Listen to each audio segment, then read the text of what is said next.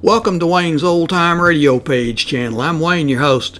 These programs are brought to you by support of our listeners. You can give your support at Patreon or PayPal, either one. There's clickable links in the description below. Thanks for your support and enjoy the shows. If you'd like for me to get you a shout out, there's a link to PayPal in the description below. Leave us a donation. We'll get it up here for you. Just tell us who you want it to. You, a friend, a girlfriend, a wife, spouse, whatever. And we'll get it up here. Johnny Dollar. Ralph Single, Johnny.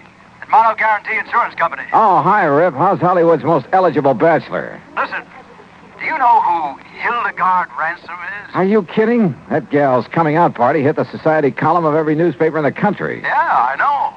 So, how'd you like to have a date with her? Hey, wait a minute. Weren't you dating the luscious Hildy Ransom a while back? Yeah, I was, but I threw her over. Oh, Rip, you just don't appreciate the finer things of life. Oh, no? Well, if you had to put up with some of her wild ideas or crazy antics... So what? What difference does it make? All that beauty, all that money? Look, I ask you. You want a date with her? At company expense. Well, why not? Then grab the first plane you can and fly on out here. Okay, I'm on my... what's the catch, Rip? I'll, meet you at the Los Angeles International Airport. Yeah, fine, but suppose you give me some Fine. idea... Huh?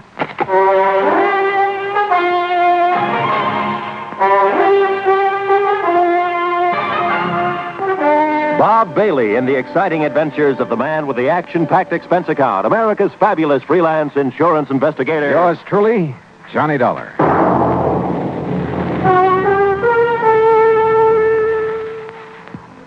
And now, Act One of yours truly, Johnny Dollar.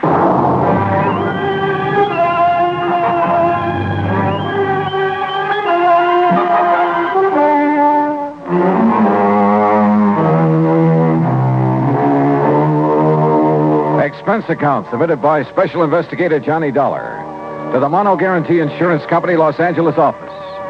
Following is an account of expenses incurred during my investigation of the Delectable Damsel matter.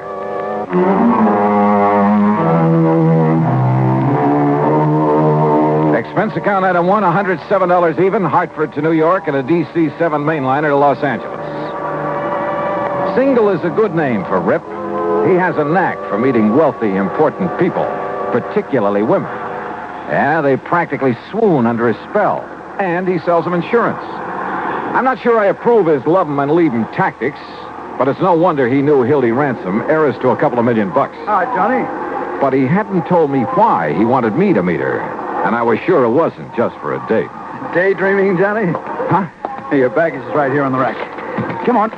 I'll help you put in the car and we'll take off. Oh, hi, Rip. Sure, where's the car? Over here in the parking lot. Hey, what were you dreaming about there at the luggage pickup? Oh, Hildegard Ransom, who else? And I take it your little romance with her, the one that hit the headlines a while back, is all over, huh? Oh, sure. But I got our insurance business. All of it.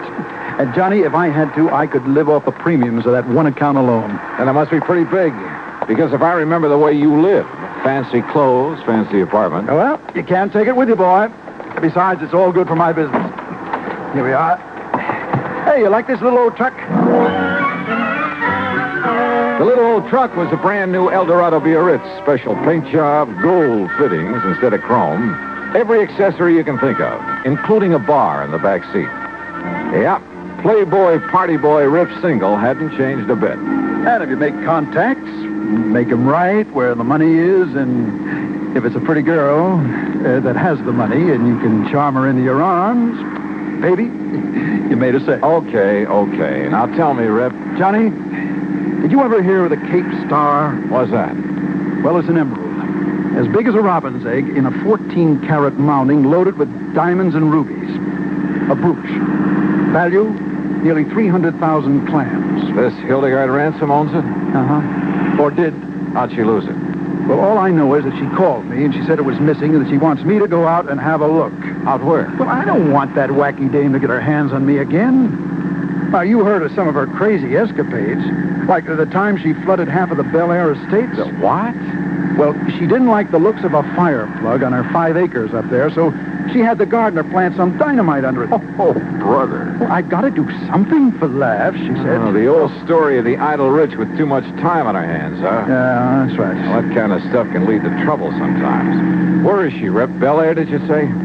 Well, when she's home, which isn't often, right now I think it... What the Sam Hill? Oh, sure. All the comforts of home. Here now.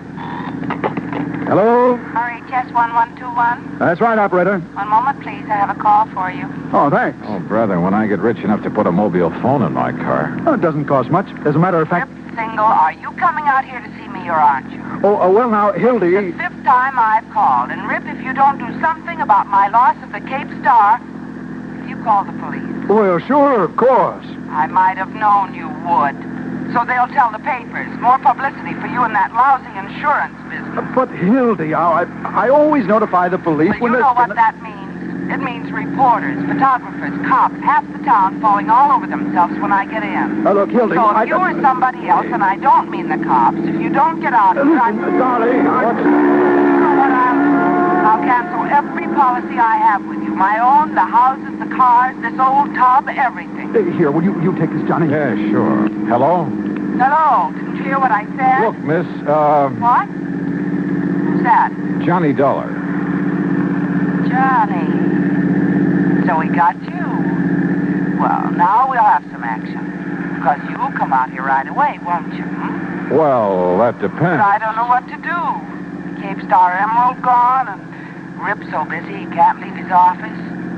Johnny, you have to come, please. Well, look, Oh, I knew you would, honey, and I'll be waiting for you. Rip can tell you how to get here. Bye. yeah. Don't be fooled, Johnny. She really is that charming when she wants to be.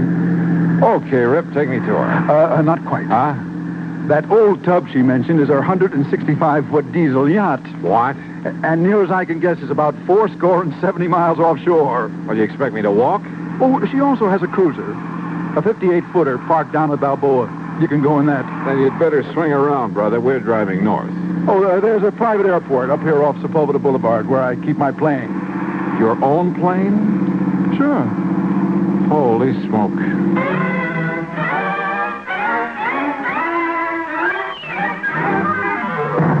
During the ride from Los Angeles to Balboa in Rip Single's private plane, he admitted to me that he hadn't made all his money in the insurance business. Seems a rich uncle had conveniently died some years before. Lucky stiff. Rip, I mean.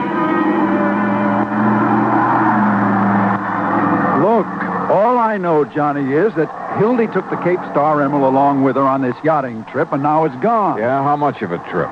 Oh, Lord knows where she's been. She said she might end up in China, the Philippines, most anywhere. You see, she has the money, she has the time, and she's done everything under the sun that normal people do, so now she keeps looking for the unusual.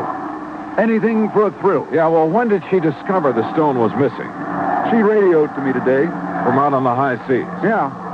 She said she was certain she had it the day before because she'd worn it. And then when she went to look for it, it was gone. Some member of the crew, do you suppose?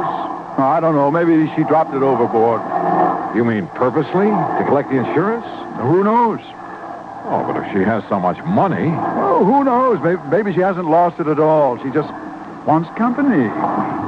Oh, look, there's Newport and Balboa down below. I'll circle Hildy's little summer house before we land.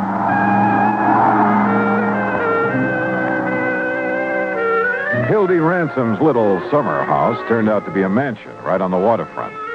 And tied up to the long dock was not only the cruiser, but a snappy little speedboat, a small sailboat, and a couple of outboards. All very nice.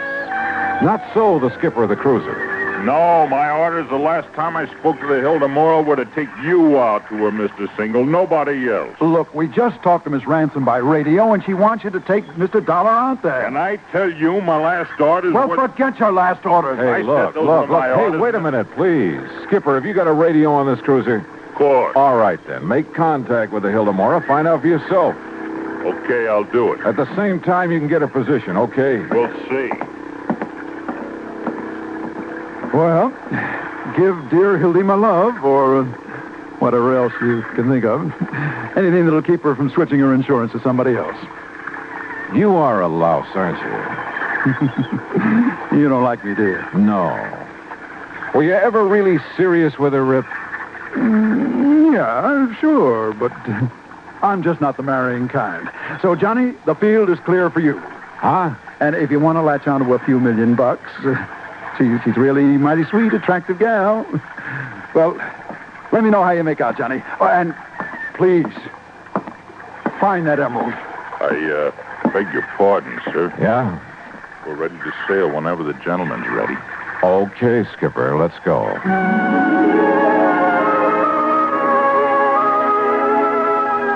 The cruiser turned out to be a dilly, luxury from stem to stern. And the trip out to the Hilda Mora took much longer than I'd expected. In spite of the powerful engines that sent us through the water at over 18 knots, it was well after dawn the next morning when we hove to alongside the Hilda Mora. And that 165-foot diesel yacht made the cruiser look like a broken-down rowboat. As for Hildy Ransom, 5'6" or 7", she was blonde and she was beautiful, with quick blue eyes that had fun and laughter sparkling in them, and a figure. Well, come on, Johnny. Come aboard. And Marty, you keep the cruiser around in case Mr. Dollar wants to go ashore again. Hi, sir, Miss Pat.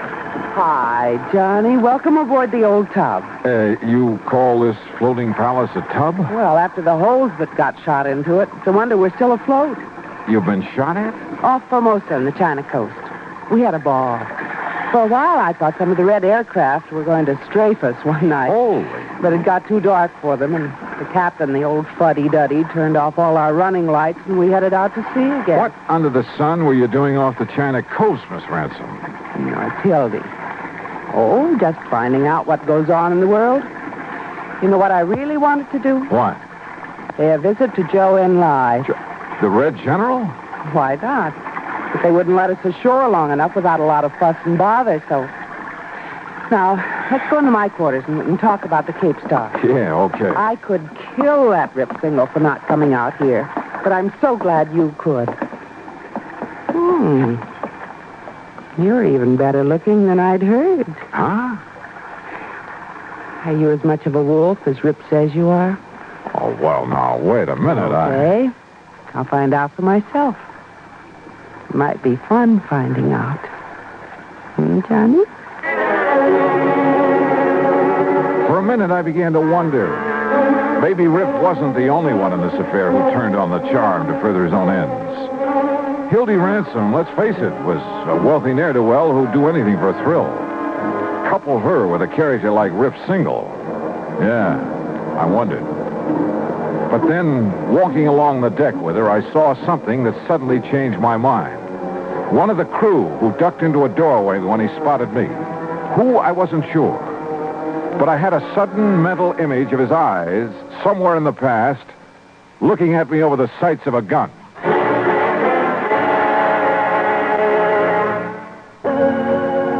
I suppose I could have waited till we got in to report the loss of the emerald, but sit down, Johnny, and I'll have some drinks brought in. Okay, thanks. Now listen. Because of where we've been on this trip, we'll have to go through customs, and there'll be the police and the reporters and so on. And whoever took the Cape Star might have a chance to... Well, what's the matter? That drawer where I kept it. I'm sure I left that closed after I'd hunted for it, and... Excuse me. Johnny. Yeah. Look. Look, it's here. The Cape Star, it's back. You're sure? Yes, of course. Here, look at it. And you're sure it wasn't there before? Of course I am. I turned this cabin upside down.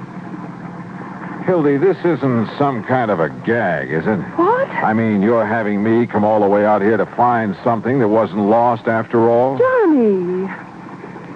Oh, Johnny, how can you say such a thing? Of course not. But now that you are here, and the star is safe and sound, I think we'll have fun together, huh? Hildy. I've got so tired of the other guests I have on board. It's stuffy old Professor Randolph and his boring wife and Charlie Burton and that girl he's always fawning over. The Cape Star was actually missing? I swear it, Johnny. All right, then. I still have a job to do. I want to meet these guests of yours. Also, I want to talk to the crew. Of course, Johnny. But later, I'll have some drinks brought in, and we can plan ourselves a ball between now and when we put into port. Oh, yes? Miss Ransom, Yes, Captain. one of the men, one of the crew, name's McCarty. Yes? It looked like appendicitis, ma'am, and I took the liberty of sending him ashore in the cruiser. It'll get there long before we can. Of course, Captain. You've done exactly right. Wait a minute. I'm not so sure of that. Why, Johnny? McCarty, huh? Short, dark, with a scar on his chin? Yes, sir. They've already left. What? Yes, sir. 10 to 1 that McCarty is the man I want. Johnny. Hildy, we got to stop.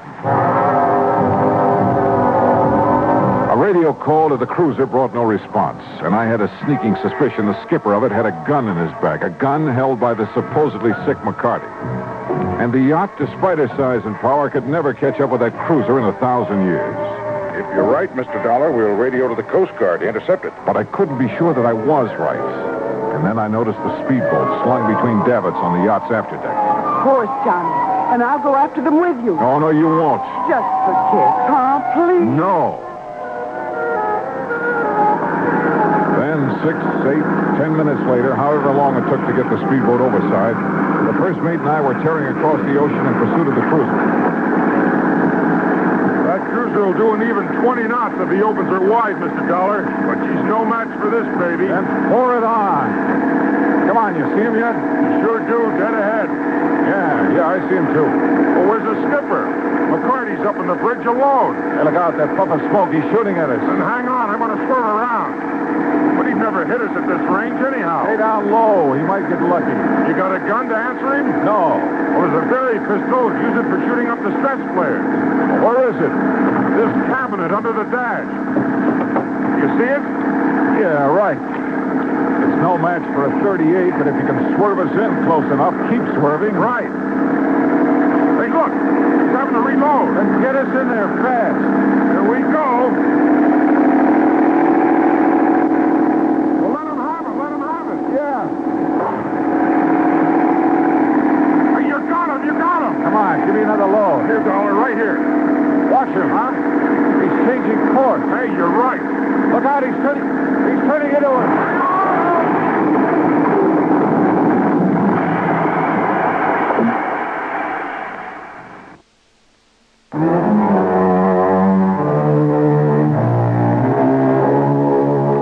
I kind of pieced things together after the yacht, the Hildemora, picked us up. By sheer luck, my shot with a flare gun had struck McCarty full on. He was badly burned. And after the smash-up, the mate had pulled me out of the drink. By then, the yacht caught up with us. And do you know what he was doing, Johnny? That man who called himself McCarty? Oh, hi, Hildy. Smuggling. Narcotics that he picked up in China. Yeah. He knew he'd never get through customs when we came to port, so he stole the Cape Star. Just long enough to make sure the cruiser would come out to us. He knew I'd sent for somebody. Oh, yeah, I get it. Then he played sick to go back on the cruiser. That way he'd avoid customs and the police. Yes, honey. Where is he now? Below, locked up. And after the way you hit him with that flare, well, now he is sick. Darn it. Darn it. We didn't have to get him into a doctor. Gee, Johnny, you and I could cruise around and... Well, it will be 2 or 3 days before we get to port.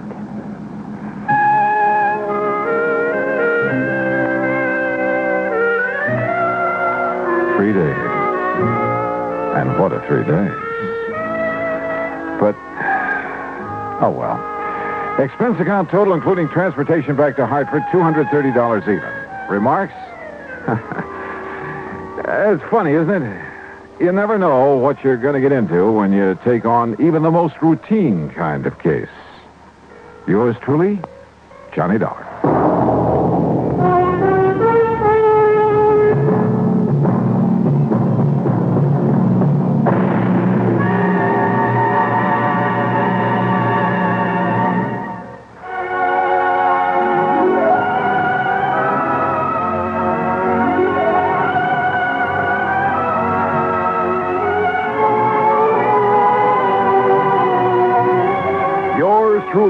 Johnny Dollar, starring Bob Bailey, originates in Hollywood and is produced and directed by Jack Johnstone, who also wrote today's story. Heard in our cast were Virginia Gregg, Chet Stratton, Barney Phillips, Jack Moyles, and Frank Gerstle.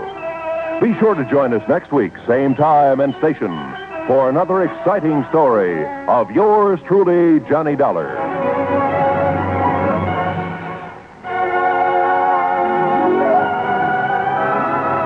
This is Roy Rowan speaking.